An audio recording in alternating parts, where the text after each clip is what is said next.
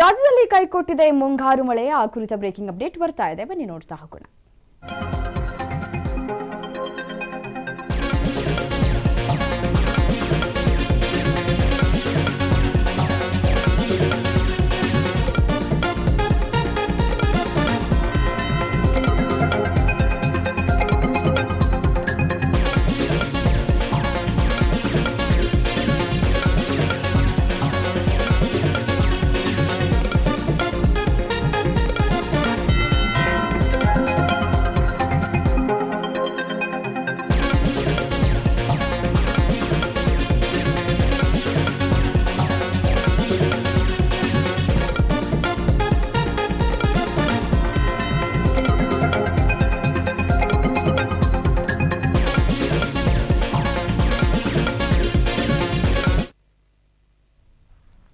ರಾಜ್ಯದಲ್ಲಿ ಮುಂಗಾರು ಮಳೆ ಕೈಕೊಟ್ಟಿದೆ.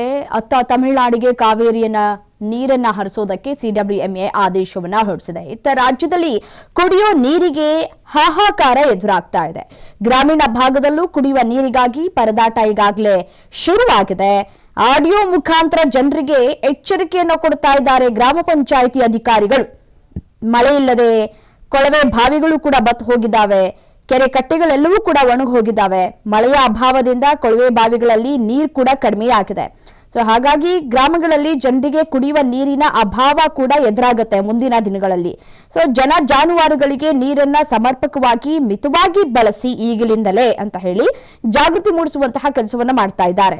ನೀರನ್ನ ಯಾರೂ ಕೂಡ ಅವಶ್ಯಕವಾಗಿ ವ್ಯರ್ಥ ಮಾಡಬೇಡಿ, ಕುಡಿಯುವ ನೀರನ್ನ ಬೇರೆ ಯಾವುದಕ್ಕೂ ಬಳಕೆ ಮಾಡಬೇಡಿ ಅಂತ ಹೇಳಿ ಈ ಮೈಕ್ ಮುಖಾಂತರ ಜಾಗೃತಿ ಮೂಡಿಸುವಂತಹ ಕೆಲಸಗಳು ಆಗ್ತಾ ಇದೆ. ನಿಯಮವನ್ನ ಕಡ್ಡಾಯವಾಗಿ ಪಾಲನೆ ಮಾಡಬೇಕು ಅಂತ ಹೇಳಿ ಸೂಚನೆಯನ್ನ ಕೂಡ ಈ ಮುಖಾಂತರ ಕೊಡಲಾಗ್ತಾ ಇದೆ. ನೋಡಿ, ಗ್ರಾಮೀಣ ಭಾಗದಲ್ಲಿ ಈಗಾಗಲೇ ಕುಡಿಯುವ ನೀರಿಗೆ ಪರದಾಟ ಶುರುವಾದಂತೆ ಕಾಣಸಿಗ್ತಾ ಇದೆ. ಆಡಿಯೋ ಮುಖಾಂತರ ಮೈಕ್ ಮುಖಾಂತರ ಜನರಿಗೆ ಎಚ್ಚರಿಕೆಯನ್ನ ಕೊಡ್ತಾ ಇದ್ದಾರೆ ಗ್ರಾಮ ಪಂಚಾಯಿತಿಯ ಅಧಿಕಾರಿಗಳು. ಮಳೆಗಳಿಲ್ಲ, ಸೊ ಮಳೆ ಇಲ್ಲದೆ ಸಾಕಷ್ಟು ಸಮಸ್ಯೆಗಳಾಗ್ತಾ ಇದೆ. ಬೆಳೆಗಳೆಲ್ಲವೂ ಕೂಡ ಒಣಗಿ ಹೋಗ್ತಾ ಇದ್ದಾವೆ. ಕೆರೆ ಕಟ್ಟೆಗಳೆಲ್ಲವೂ ಕೂಡ ಈಗಾಗಲೇ ಅರ್ಧಂಬರ್ಧ ಖಾಲಿ ಆಗೋಗ್ಬಿಟ್ಟಿದೆ. ಸೊ ಮುಂದಿನ ದಿನಗಳಲ್ಲಿ ಮಳೆ ಕೊರತೆ ಎದ್ದು ಕಾಣುವಂತಹ ಲಕ್ಷಣಗಳು ಕೂಡ ಕಾಣಸಿಗ್ತಾ ಇದೆ. ಹಾಗಾಗಿ ಈಗ ಕೊಳವೆ ಬಾವಿಗಳು ಕೂಡ ಬತ್ತು ಹೋಗಿದ್ದಾವೆ. ಕೆರೆ ಕಟ್ಟೆಗಳೆಲ್ಲವೂ ಕೂಡ ಒಣಗಿದ್ದಾವೆ. ದೃಶ್ಯದಲ್ಲಿ ಗಮನಿಸ್ತಾ ಇದ್ದೀರಿ ಯಾವ ರೀತಿಯಾಗಿ ಒಂದು ವಾತಾವರಣ ಸೃಷ್ಟಿಯಾಗಿದೆ ಅಂತ ಹೇಳಿ. ಮಳೆಯ ಅಭಾವದಿಂದ ಕೊಳವೆ ಬಾವಿಗಳಲ್ಲಿ ನೀರು ಕಡಿಮೆಯಾಗಿದೆ ಅಂತ ಹೇಳಿ ಜಾಗೃತಿ ಮೂಡಿಸುವಂತಹ ಕೆಲಸಗಳಾಗ್ತಾ ಇದೆ. ಮತ್ತೆ ನೋಡಿ, ಕುಡಿಯುವ ನೀರಿಗೆ ನಮಗೆ ನೀರು ಎಷ್ಟು ಅವಶ್ಯಕತೆಯೋ ಅದೇ ರೀತಿಯಾಗಿ ಜನ ಜಾನುವಾರುಗಳಿಗೂ ಕೂಡ ಕುಡಿಯುವ ನೀರಿನ ಅವಶ್ಯಕತೆ ಇದೆ.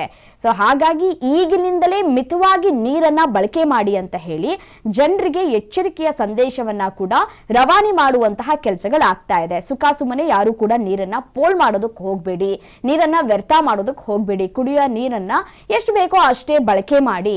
ನೋಡಿ, ಹಳ್ಳಿಗಳಲ್ಲಿ ಸಾಮಾನ್ಯವಾಗಿ ವಾರಕ್ಕೆ 2 ದಿನನೋ ಅಥವಾ 3 ದಿನನೋ ನೀರು ಬಿಡ್ತಾರೆ, ಯಾವಾಗ ಮಳೆ ಅಭಾವ ಆದಂತಹ ಸಂದರ್ಭದಲ್ಲಿ.